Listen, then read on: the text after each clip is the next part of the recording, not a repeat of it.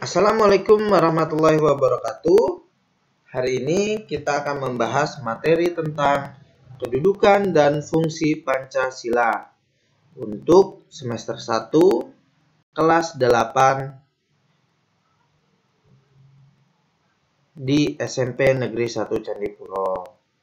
Nah, ini biodata Bapak. Nama Bapak Pluto Urdiman MPD. Bapak selaku guru pendidikan Pancasila dan Kewarganegaraan. Di samping ada foto Bapak. Nah, Bapak akan mengajarkan untuk kelas 8. Untuk semester ini kita akan membahas tentang materi PKN.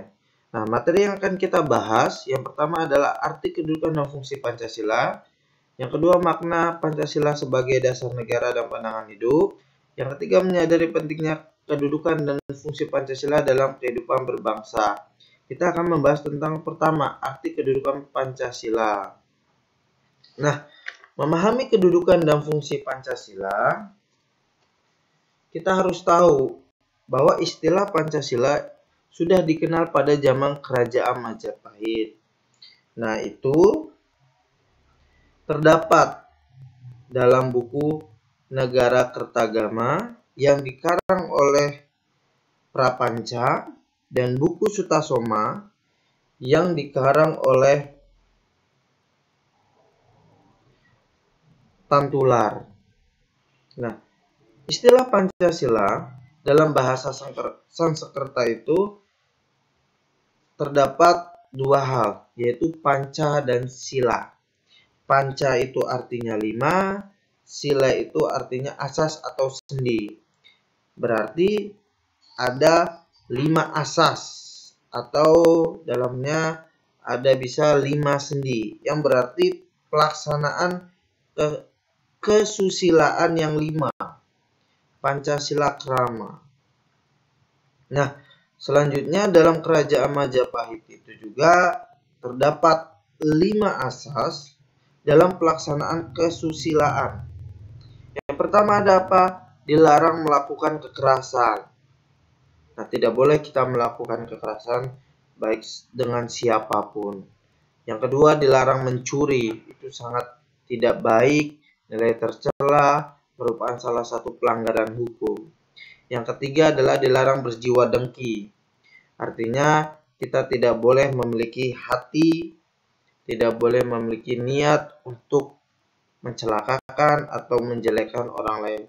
Kita harus memiliki jiwa yang besar, memiliki hati yang lapang dada. Nah, selanjutnya dilarang berbohong. Artinya kita tidak boleh berbohong, kita harus bersikap fair, jujur, dan kita harus percaya diri terhadap diri kita. Selanjutnya dilarang mabuk atau minuman keras. Itu sangat dilarang baik oleh agama, oleh negara, dan secara agama pun dilarang, ada ayatnya, dan di negara pun dilarang, ada undang-undangnya. Itu tidak boleh, itu sangat merusak terhadap diri kita sendiri.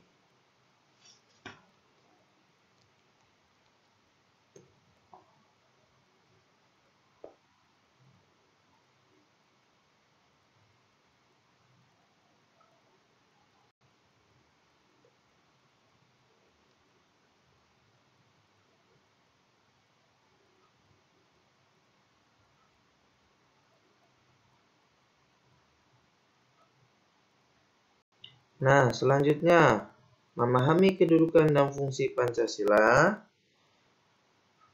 Itu pernah ada 3 orang yang mengungkapkan tentang Pancasila itu apa. Yang pertama adalah Insinyur Soekarno.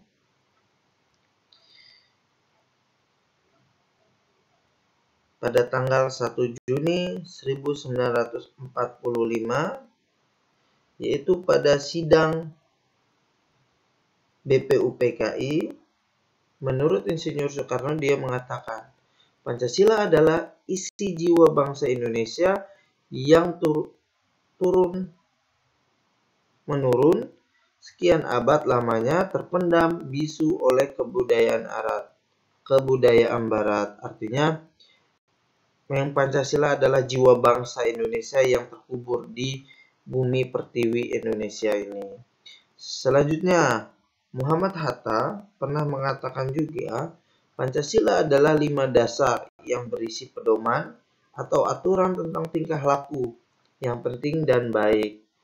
Nah, artinya Pancasila secara dasarnya adalah mengatur terhadap tingkah laku yang penting dan baik yang harus kita junjung dalam kehidupan bermasyarakat. Selanjutnya ada TAP MPR nomor 3 garis miring MPR garis miring 2000. Pancasila sebagai dasar negara untuk mengatur penyelenggaraan ketatanegaraan. Artinya, Pancasila berfungsi sebagai dasar negara. Hal ini dimaksudkan bahwa Pancasila digunakan sebagai dasar negara untuk mengatur penyelenggaraan ketatanegaraan negara yang meliputi ideologi, politik, ekonomi, sosial, budaya, dan pertahanan dan keamanan negara. Artinya, Pancasila adalah sebagai dasar negara yang begitu penting, yang memiliki kedudukan yang begitu tinggi di negara Republik Indonesia.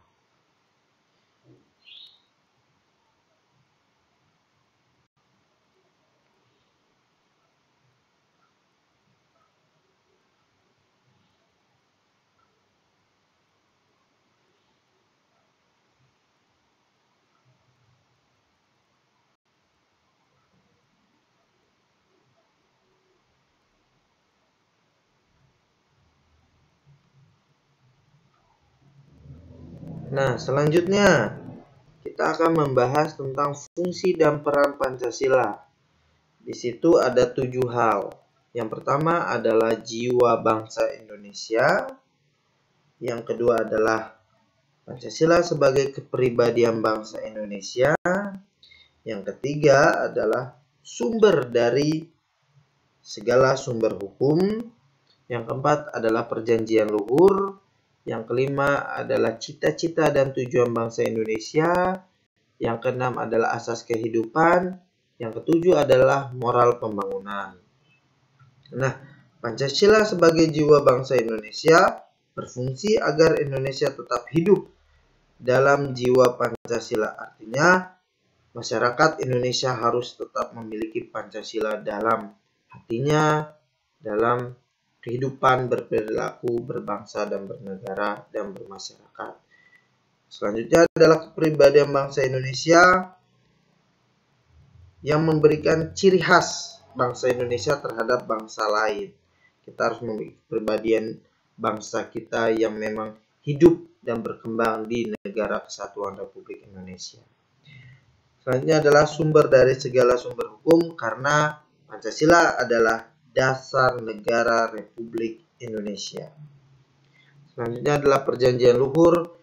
Pancasila merupakan silsilah dari bumi pertiwi Indonesia yang dimana pada masa kerajaan dan kegiatan masyarakat sebelum itu pun memang sudah menjunjung dari perilaku-perilaku yang baik.